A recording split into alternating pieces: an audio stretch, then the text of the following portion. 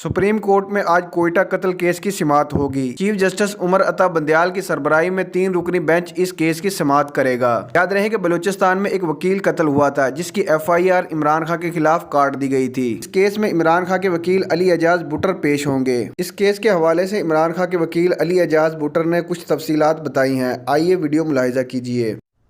बिस्मिल्लाहिर्रहमानिर्रहीम। इमरान खान साहब का कोयटा केस थोड़ी देर तक सुप्रीम कोर्ट ऑफ पाकिस्तान में चीफ जस्टिस उमर अता बंदयाल साहब की सरबराही में 3 रुकनी बेंच समाअत करेगा। और इससे पहले मैं कोयटा केस के हक़ाइक़ बताना चाहता हूँ कि कोयटा में वकील अब्दुल रज़ाक साहब जो वकील थे, हमारे कुलीग थे, उनका 6 जून को मर्डर हुआ।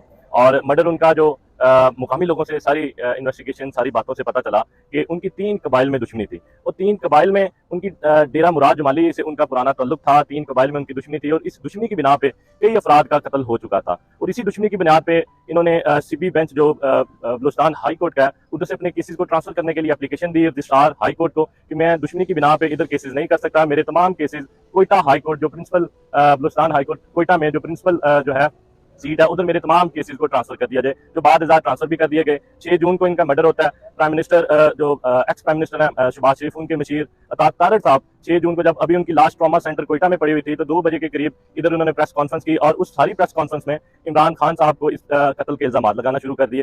तो ऐसे लगता था कि शायद इनकी पहले से प्लानिंग है इमरान खान साहब को इस केस में फंसाने की। कत्ल के कुछ दिन बाद जो वकील साहब हैं, उनकी दूसरी बीवी ने प्रेस कॉन्फ्रेंस की मुकामी तौर पे डेरा मुराद जमाली में कि मेरे जो खामद हैं उनको मेरी ही अपनी फैमिली ने कत्ल किया है।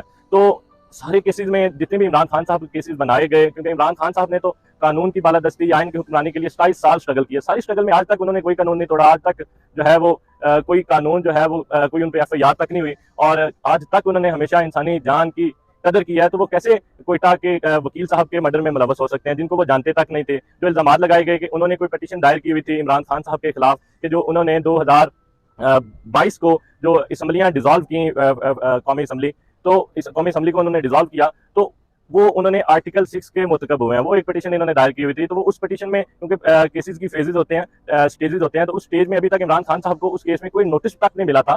तो उनको इस केस में फंसाना सरासर एक बिल्कुल ज्यादती थी कि सारे केसेस जो 200 के करीब बना दिए गए वो झूठे, फर्जी और बेबुनियाद केसेस थे। उसी तरह एक कोयटा में जो खानदानी दुश्मनी की वजह से वकील साहब मर्डर हुए, वो भी केस इमरान खान साहब पर बना दिया गया। तो हमें इस मुल्क की सबसे बड़ी अदालत सुप्रीम कोर्ट ऑफ पाकिस्तान से उम्मीद है कि इस केस में जो देखें, मुअज़्ज़ज़ अदालतें भी जानती होती हैं हक़ाइक़ क्या है। तो हक़ाइक़ में जब उनको पता चलता है कि इमरान खान साहब इस सारे मामलों में बेगुनाह है, वो फिर मेरिट पे फैसला करती है। हमें अदालतों से उम्मीद है कि इस मामले में इंसाफ करेंगे इमरान खान साहब के साथ और उनको बेगुनाह जो है वो करार दिया जाएगा। दूसरा मैं आपको बताऊं कि हमारा जो तोशाखाना केस जो कल सुप्रीम कोर्ट ऑफ पाकिस्तान में भी उसकी हियरिंग थी, आज जो है 12 बजे इस्लामाबाद हाई कोर्ट में लगा हुआ है और उसके बाद 2 बजे जो है supreme court of Pakistan Umar Ata Bandial साहब की सरबराही में 3 रुकनी बेंच उसमें समाअत करेगा। तो तोशाखाना केस के हवाले से हमें उम्मीद है कि इंसाफ के तकाजे पूरे किए जाएंगे और इमरान खान साहब की इस केस में जमानत होगी।